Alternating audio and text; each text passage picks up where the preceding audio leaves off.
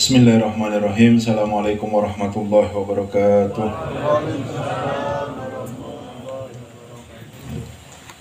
Alhamdulillah wassalatu wassalamu ala rasulillah wa ala alihi wa sahbihi wa man walah, amma ba'd.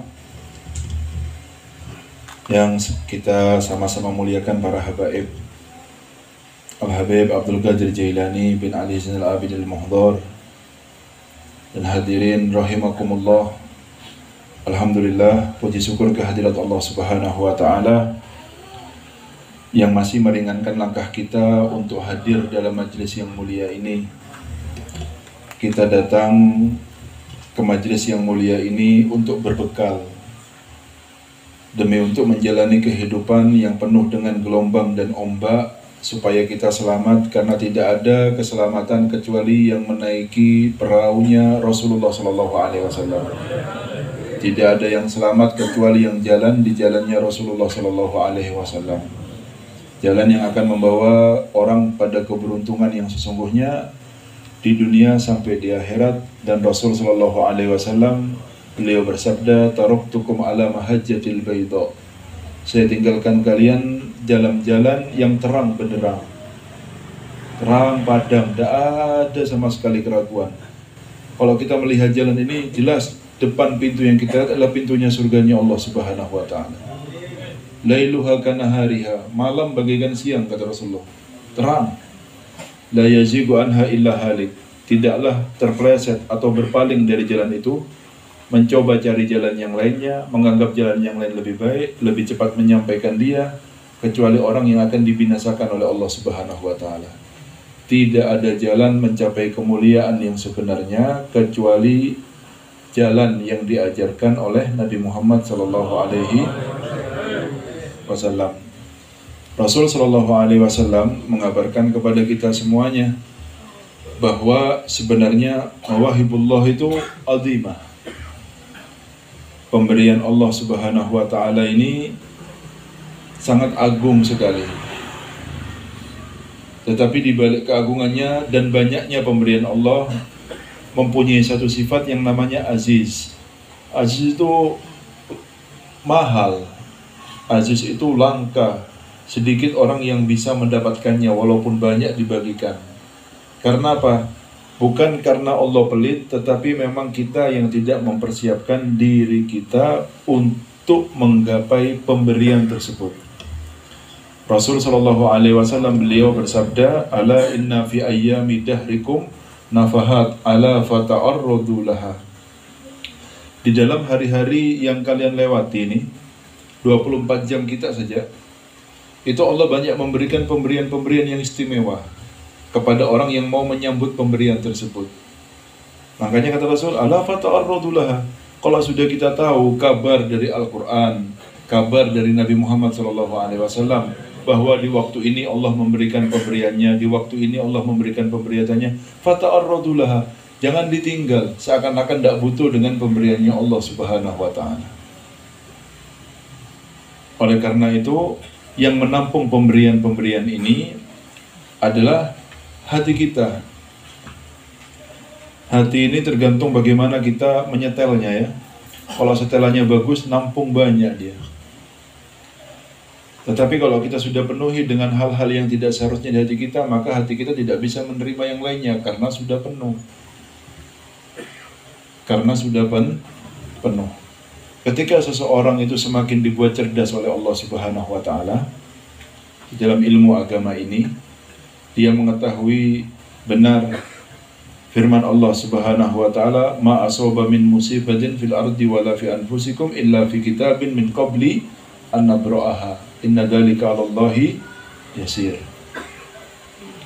Tidaklah tertimpa suatu musibah, ya walaupun itu sifatnya apapun namanya, fil ardi, yang sifatnya universal, umum, terkena semua penduduk bumi ini, wala fi anfusikum, atau yang terjadi pada diri kalian, illa fi kitabin min qabli an nabra'aha, kecuali semua itu dalam sebuah kitab sebelum kami ciptakan alam semesta ini. Dipikir sampai ini Pak ya, kalau sudah seperti ini. Maksudnya apa Habib? Maksudnya itu semua ada skenario-nya sudah.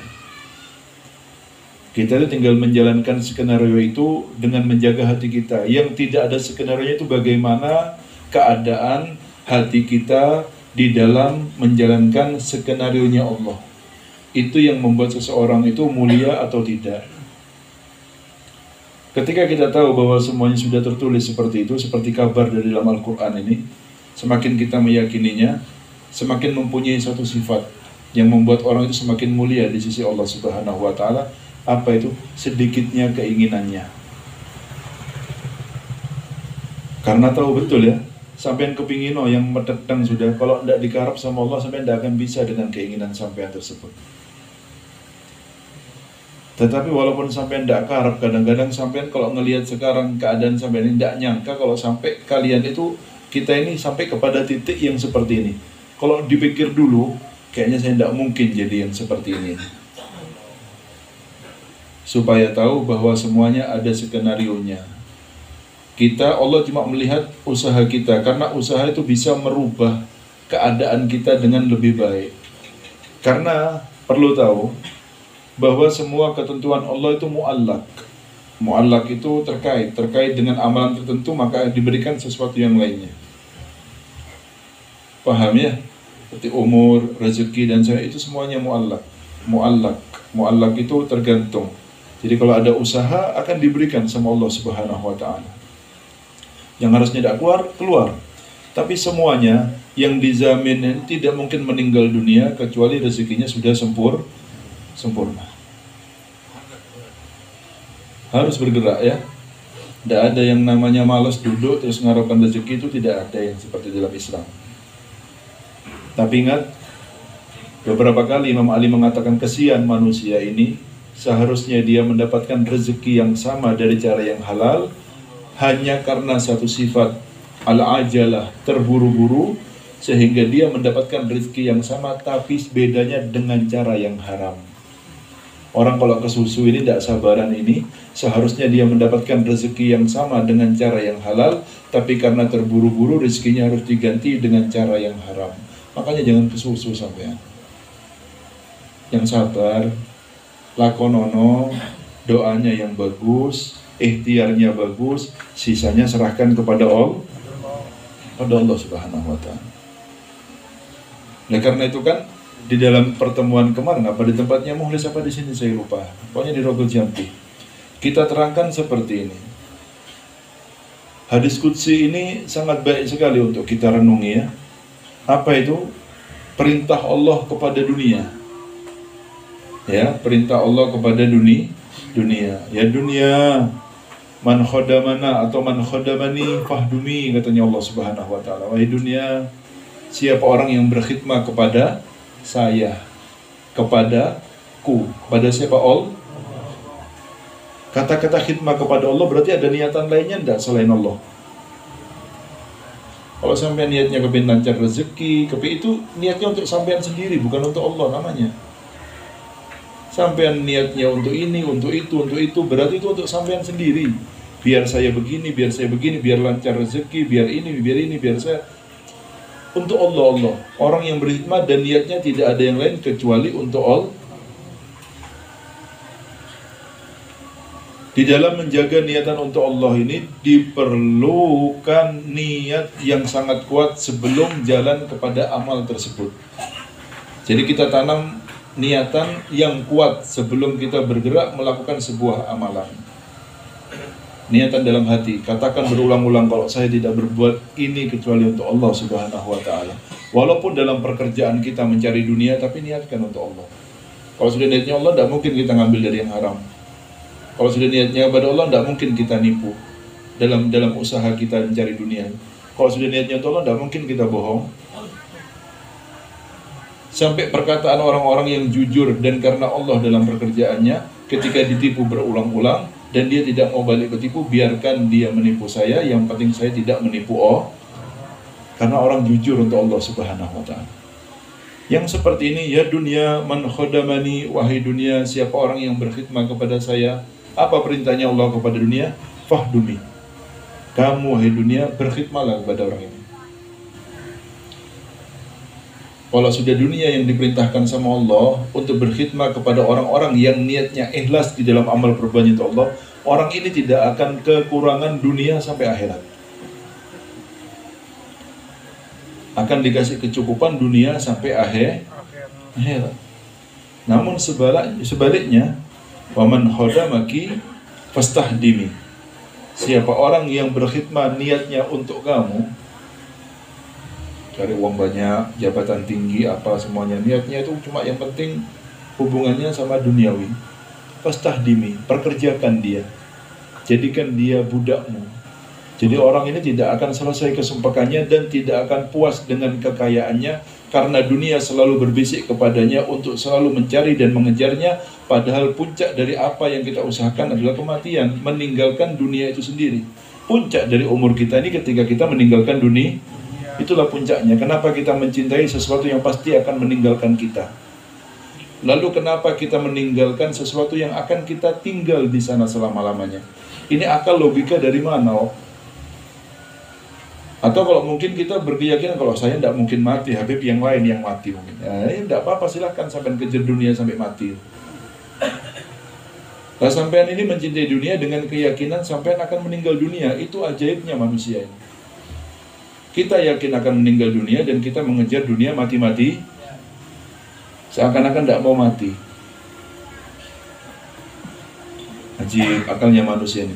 Biar tahu ya, kalau dunia itu katanya Sayyidina Syekh Abu Bakar bin Salim, asharu min Harut wa Marut, lebih bisa menyihir daripada Harut dan yang mengajarkan sihir pertama di atas muka bumi ini. Oh, udah urusan keluarga, sudah kalau urusan dunia ini, perai saudara, sudah perai dulur, sudah kalau urusan dunia. Ya, perai orang tua, tukaran jadi pokoknya. Adik saya ini, Beb, adik saya sudah. Dan jarang kita dapatkan orang berbesar hati kalau masalah urusan dunia. Sampai kalau mau tahu orang baik, Pak, jangan dilihat dari ibadahnya. Beb, luar biasa, Beb, sholat 5 waktu. Itu Beb, luar biasa, Beb, sholat Tuhannya tidak pernah putus. Malam-malam sudah bangun, Beb, ke masjid orang ini. Bukan itu. Sampean bermuamalah masalah dunia, bagus enggak? Amanat enggak? Jujur enggak? Ketahuan, kelihatan kualitas manusia ketika bermuamalah dengan urusan dunia. Kalau muamalah urusan dunia dia jujur, amanat, bagus, ketahuilah imannya bagus dia. Walaupun orang sholat malam, sholat 5 waktu, lihat kualitasnya ketika bermuamalah dengan urusan uang, dia akan buruk. Karena memang tidak ada iman sebetulnya. Itu cuma gambaran, hiasan saja, tidak ada hakikat iman dalam hatinya. Cintanya sama dunia masih luar biasa. Sholatnya 5 waktu, tapi banyak ngapusnya ketika berurusan dengan uang. Tidak bagus kualitas orangnya berarti. Kelihatan tampak kualitas manusia ketika sudah berhubungan dengan urusan uang. Ini jujur apa enggak?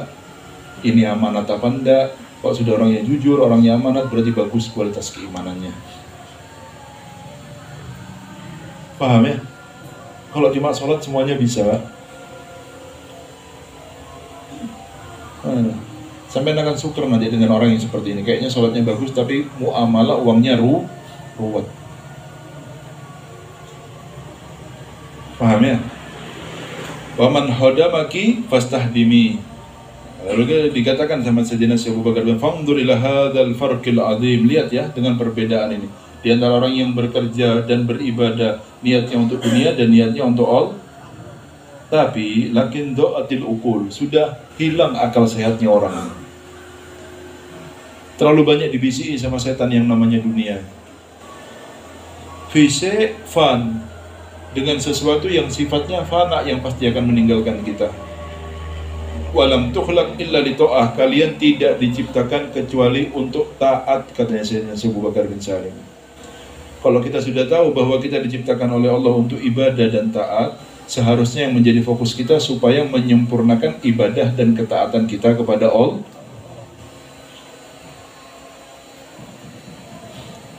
Makanya orang-orang soleh itu banyak merumpamakan hati kita itu bagaikan cermin, bukan kaca ya.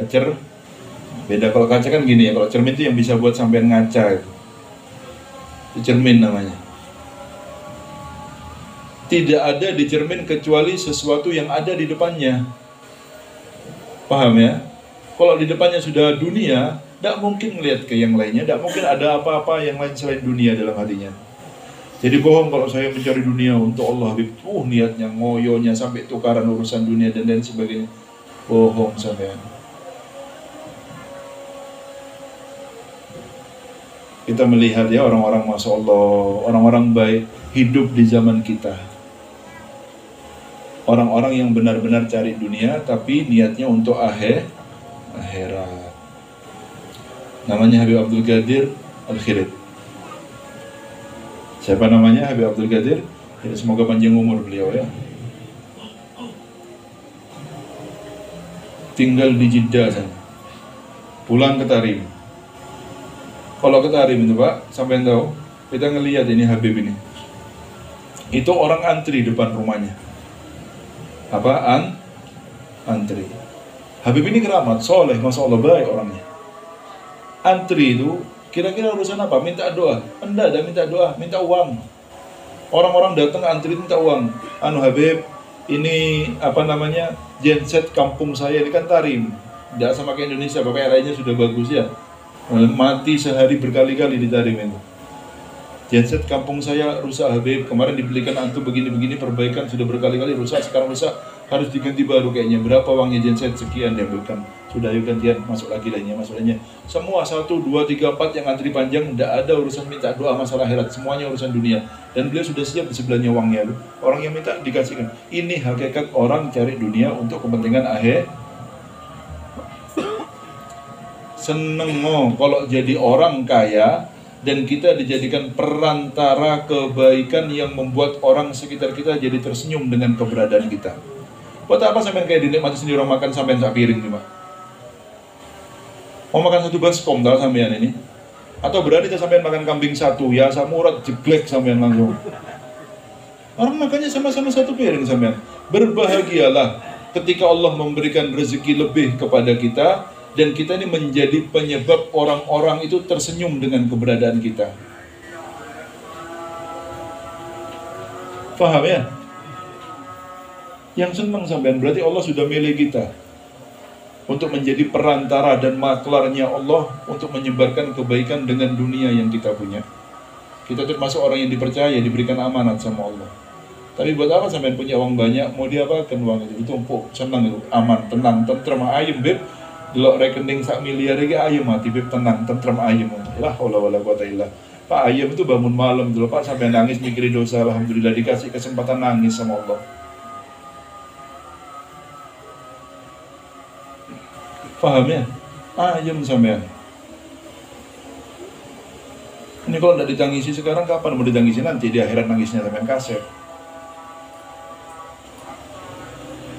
Paham ya?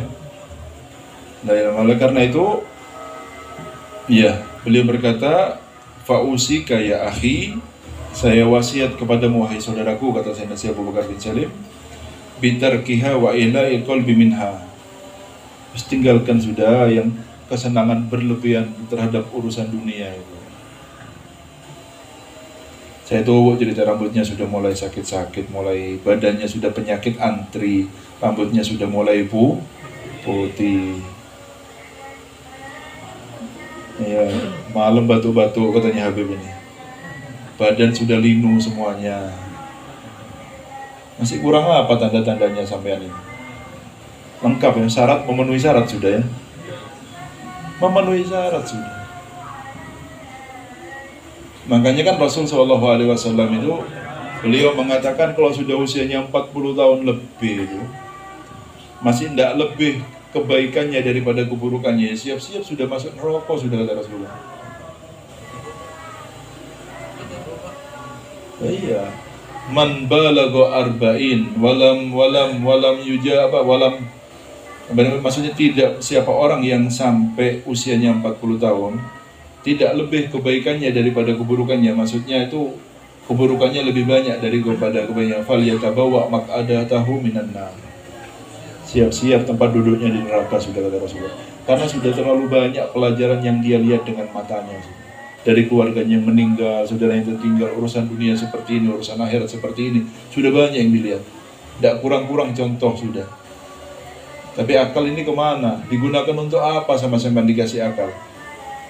Ibadah jadi sempurna karena menggunakan akal. Kita berbeda sama makhluk Allah yang lainnya karena akal digunakan, mikiro.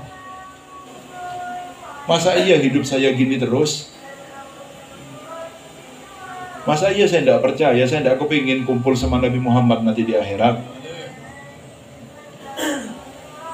Ditawari surga, nolak. Sombong apa enggak? Allah nih yang taat ya. Surga pak, surga. Ini surga ini ditawarkan sama Allah. Kita picis. Hei akalnya. Ini yang nawari Gusti Allah, kabar dari Nabi Muhammad. Sampai orang beriman apa enggak masalahnya ini? Terus copot mari, tidak usah KTP Islam. Tulis nama Islam itu dicopot sudah dalam sebagai Islam tanpa agama, sudah kan? Tidak percaya sama sekali sama Allah, sama Nabi Muhammad. Copot nama Islamnya itu sudah. Insya Allah ya. Paham semuanya ya? Kosongkan Pak. Kenapa kok dikosongkan dari keinginan? Sampean bukan dikosongkan keinginan itu berarti sekali lagi saya tuh bukan berarti sampean lemes dalam cari dunia, semangat. Tidak Pak. Silahkan yang semangat cari dunia sampean. Tapi cinta itu yang salah. Cinta itu yang salah. Jadi orang hidup ini perlu ada yang namanya prioritas. Apa? Nah, sampai prioritasnya apa? Tanyakan, prioritas saya apa hidup di dunia ini? Sampai itu prioritasnya apa? Allah Habib. Walah ngapus. Ngaji tidak ada waktu kok prioritasnya Allah sampean. Ngaji kalau sempat katanya prioritasnya Allah. Bukan, ngaji itu bukan kalau sempat, disempatkan yang lain baru kalau karena prioritasnya kita Allah. Kalau kita kan enggak. Menyempatkan diri, maksa sempat itu bukan prioritas namanya. Sampai main HP bisa 3 jam, ngaji 1 jam enggak bisa bilang prioritasnya Allah sampean. Salawat sampean berapa kali satu hari? 1000 Habib 2000. Yang banyak Pak, jangan pelit-pelit, sampean gratis masih pelit. Gimana yang kelihatan uangnya ya, sampai tidak mau apa-apa sampean nyumbang-nyumbang tidak mau. Gratis saja melit sampean, walaupun sholawat banyak itu bilang bisa 300 Habib sedina 300, yang lain ribuan sampean bingung sama 300. Gratis, sekali lagi apa? Dan manfaatnya kembali kepada sampean. Kepengen tidak dikenal sama Kanjeng Nabi sampean ini? Kali pelit sampean ini. Dibilang innal qalba kal mir'ah in safaitaha tasaqqalat. Hati ini bagaikan kalau dibersihkan Pak, bening itu akan pantulannya bagus nanti. Makanya kan dibilang sama Rasulullah, kalau orang buat dosa itu bagaikan noda hitam. Kalau cermin itu ada nodanya, maka bagian noda tersebut tidak bisa memantulkan orang yang di depan. Kalau nanti noda hitam demi noda hitam demi noda hitam demi noda hitam, sauda mudlimah. Ini gelap gulita tidak bisa memantulkan apa? Ini yang dikatakan qalbu qasi. Walaupun yang ceramah nanti malaikat Jibril sama Nabi Muhammad, tidak akan masuk ke hatinya sama sekali, karena hatinya sudah keras. Ciri-ciri orang hatinya keras, tidak menerima nasihat yang masuk ke telinganya, karena dia berpikiran akalnya lah yang digunakan dalam kehidupannya.